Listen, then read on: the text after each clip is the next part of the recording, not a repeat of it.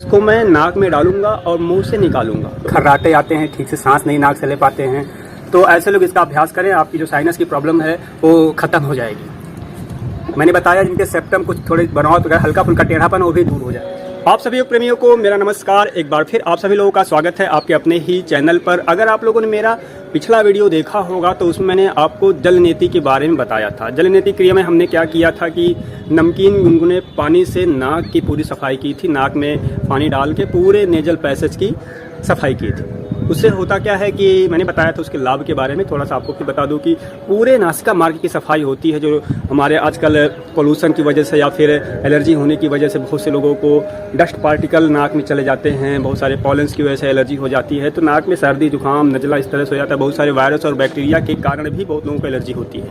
आजकल कोविड का भी देख रहे हैं, कोरोना वायरस के कारण लोगों को सर्दी जुकाम हो जा रहा है, तो नाक की पूरी सफाई हो जाती है। आज इस अभ्यास को नहीं बताएंगे। आज मेरे हाथ में आप देख रहे हैं रबर है। रबर नीति का अभ्यास करेंगे तो इसको पहले रख देते हैं। इसको आप ध्यान से देख लें, एक कैथेटर है, आपको मेडिकल की दुकान से मिल जाएगी, 8-10 रुपये मिल जाती है। 4, 5 या 6 नंबर जो भी आपको लगे। शुरू में अगर आप अभ्यास करें तो पतले से लेके करें। इसको मैं नाक में डालूंगा और मुंह से निकालूंगा, तो उससे फ़ायदा क्या होगा कि अगर म्यूकस आपकी नाक में चिपका हुआ है अंदर की परत में, तो इससे इसके घर्षण से वो म्यूकस छूट जाएगा। दूसरा फायदा है कि बहुत लोगों की नाक में मांस बढ़ने की वजह से, साइनोसाइटिस की वजह से, अगर नाक में मांस बढ़ा हुआ है तो ठीक से वो सांस नहीं ले पाते, फिर उसका इलाज है कि उसकी सर्जरी कराइए। लेकिन अगर इसको आप नियमित रूप से कुछ दिनों तक अभ्यास कर लें प्रॉपर गाइडेंस में, तो बढ़ा हुआ जो मांस है वो मांस धीरे धीरे खत्म हो जाता है, घिस जाता है, तो आपको सर्जरी की नौबत नहीं आएगी, पूरी नासिका खुल जाएगी। किसी किसी का नेजल सेप्टम्स अंदर टेढ़ा होता है, तो अगर थोड़ा बहुत टेढ़ा है तो वो भी इससे दूर हो जाएगा। इसको एक बार फिर से आप देख लें, मैं थोड़ा क्लोज करके दिखाता हूँ। ये पतला वाला सिरा इसका है, ये वाला पतला सिरा है, और इसका दूसरा सिरा हमारा ये थोड़ा चौड़ा होता है, ऐसे इसमें हल्का सा होल होता है, तो इसको आप ले सकते हैं। योग के ग्रंथों में रबर नीति नहीं कहा गया, इसको सूत्र नीति कहा गया है, क्योंकि उस समय जब हमारे ऋषि मुनि ने इस अभ्यास का जिक्र किया, इसका आविष्कार किया, तो रबर उस समय नहीं था, प्रचलन में रबर नहीं था, उपलब्ध भी नहीं था, तो वो उसको धागे से बनाते थे। कॉटन के धागे को लेके आपस में कई धागों को मिला के उसको लपेट देते थे, उसमें घी या मोम या फिर शहद लगा देते थे, जैसे थोड़ा हार्ड हो जाता था एक हिस्सा, और फिर उसको करते थे। तो फिलहाल सूत्र नीति अब भी ज़्यादा प्रचलित नहीं है, ज़्यादातर लोग यही रबर नीति ही करते हैं, इसलिए मैं भी आपको यही बताने जा रहा हूँ। आपको ये अभ्यास हो जाए तो आप बाद में सूत्र नीति भी कर सकते हैं, कहीं कहीं वो अवेलेबल है। तो सबसे पहले आपको आइए दिखा दूं कि किन किन चीज़ों की आपको और ज़रूरत पड़ेगी। कैथेटर के बारे में मैंने बता दिया है, आपको और क्या चाहिए, चलिए आपको उसको। तो रबर नीति के लिए आपको नमकीन गुनगुना पानी चाहिए, क्योंकि रबर नीति के बाद अगर आप जल नीति करेंगे तो और अच्छा रहेगा। और आपको बता दूं कि जल नीति के पहले ही रबर नीति करना चाहिए, क्योंकि रबर नीति करने के बाद जो म्यूकस आपका नाक में ढीला हो जाएगा, उसको जल नीति और अच्छे ढंग से साफ कर देगा। तो मैंने नमकीन गुनगुना पानी रख लिया है। ये थोड़ा सा मैंने घी रखा है, घी को इस रबर पे लगाना है।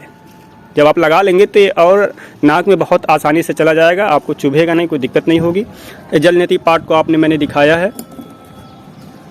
बाकी ठंडा पानी अपनी ज़रूरत के अनुसार, और रुमाल रख लीजिएगा, रुमाल साफ़ करने के लिए अपने नाक को।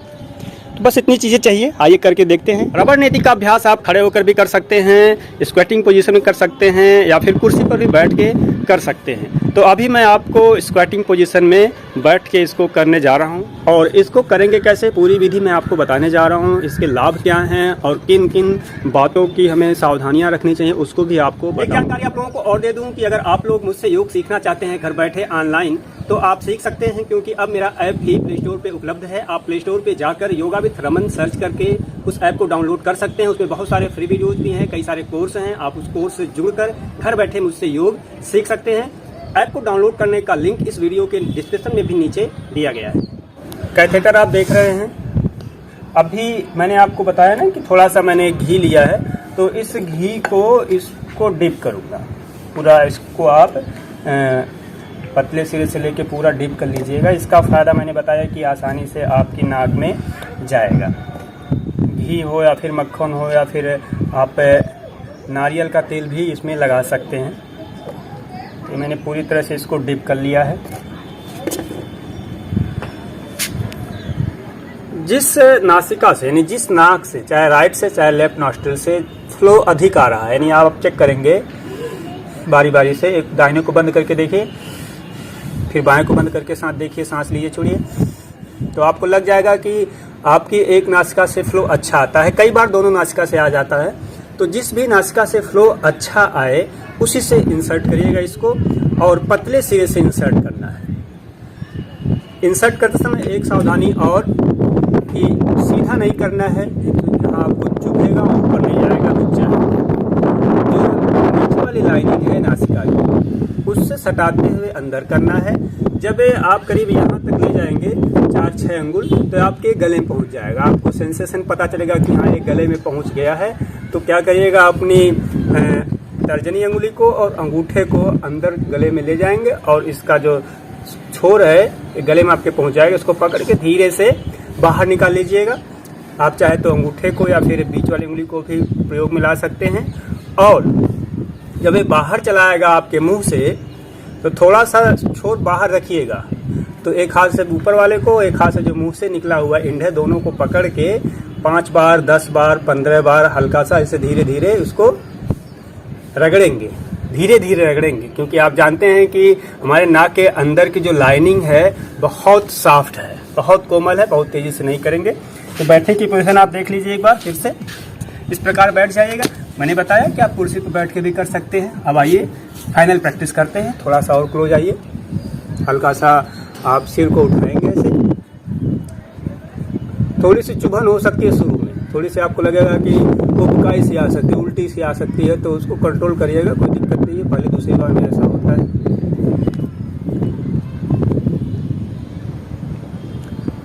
अब मेरी नाक में चला गया है, आप देख लीजिए, इतना सिरा बाहर है, नाक में गया और मुझे सेंसेशन यहाँ पता चला, गले में पहुँच गया है।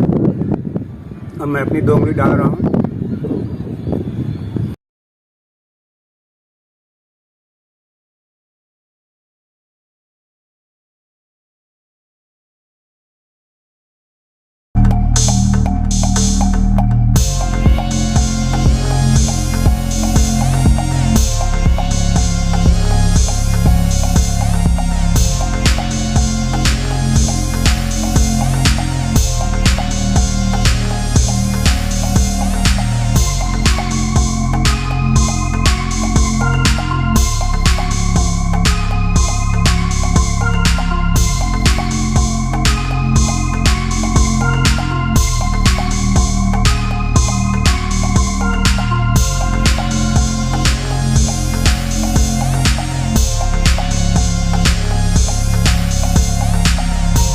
आपने देखा मैंने डाला और फिक्सड किया और नाक से ही इसको निकाले, तो मुंह से नहीं निकालेगा। मुंह से निकालते समय कई बार थोड़ा सा आपको लग सकता है स्ट्रेचिंग आ सकती है, तो नाक से निकालिएगा। अब इसको मैं धुल लेता हूँ।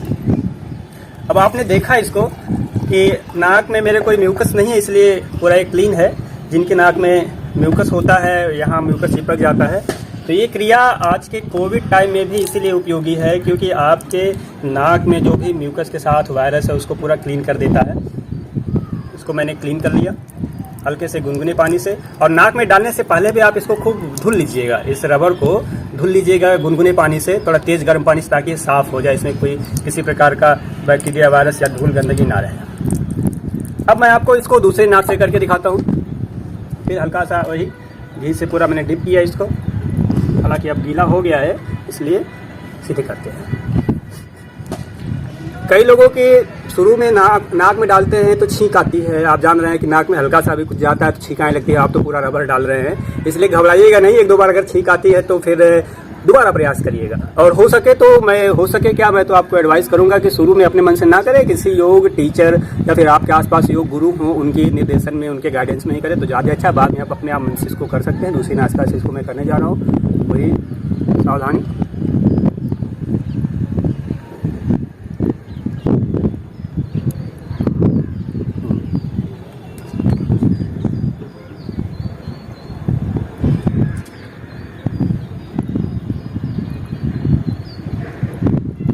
निकालिए।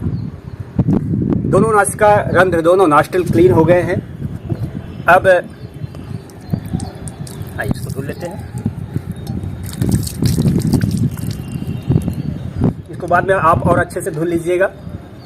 अब मैं करने जा रहा हूँ जल नीति। इसमें आप देखेंगे तो फ्रिक्शन से जो बढ़ा हुआ मांस है वो बार बार आप करेंगे, हफ्ते में 3-4 दिन करेंगे तो वो मांस धीरे धीरे घट जाता है अगर मांस बढ़ा हुआ है। तो जिनको भी खर्राटे आते हैं, ठीक से सांस नहीं नाक से ले पाते हैं, तो ऐसे लोग इसका अभ्यास करें। आपकी जो साइनस की प्रॉब्लम है वो खत्म हो जाएगी। मैंने बताया जिनके सेप्टम कुछ थोड़े बनाओ तो हल्का फुल्का टेढ़ापन वो भी दूर हो जाएगा। अब मैं आपको जल नीति जल्दी से करके दिखा देता हूँ कि इसके बाद आपको जल नीति कैसे करना है। हालांकि पिछले वीडियो मैंने आपको बहुत अच्छे ढंग से फुल वीडियो बनाया था, आप वहाँ से देख के जल नीति को समझ सकते हैं। जल नीति के लिए ऊपर हल्का सा टेढ़ा,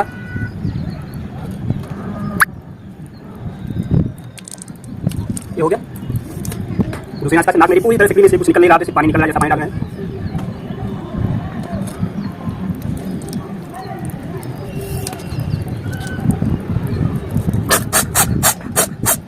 पूरी नेजल पैसेज बहुत क्लीन है। और जलने के बाद जैसा आप साफ करते हैं, मैंने वीडियो में बताया, आप उसको साफ कर लीजिएगा। और आगे मैं आपको बताने जा रहा हूँ, पहले मैं थोड़ा सा नाक को अपने साफ कर लूँ।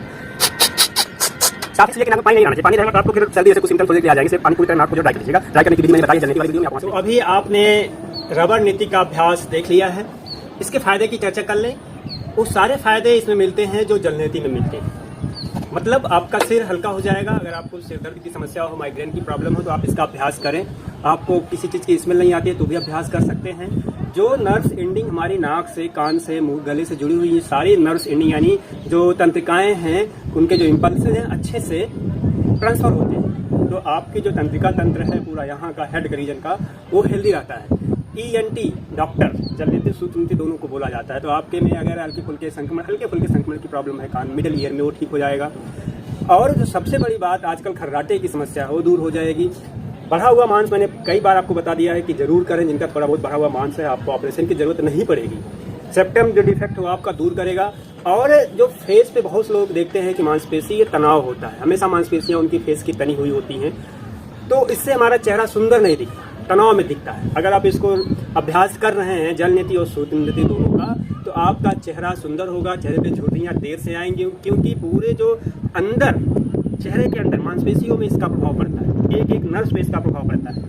तो नेचुरल ब्यूटी को मेंटेन करने के लिए, अधिक समय तक युवा दिखने के लिए, जवान दिखने के लिए आप इसका अभ्यास कर सकते हैं। बहुत सारे इसके फायदे हैं। इनको नहीं करना है, इस बात को मैं बता दूं कि जिनकी नाक में ब्लीडिंग, नाक से खून या नक्सीर की प्रॉब्लम हो, उनको इसका अभ्यास नहीं करना है।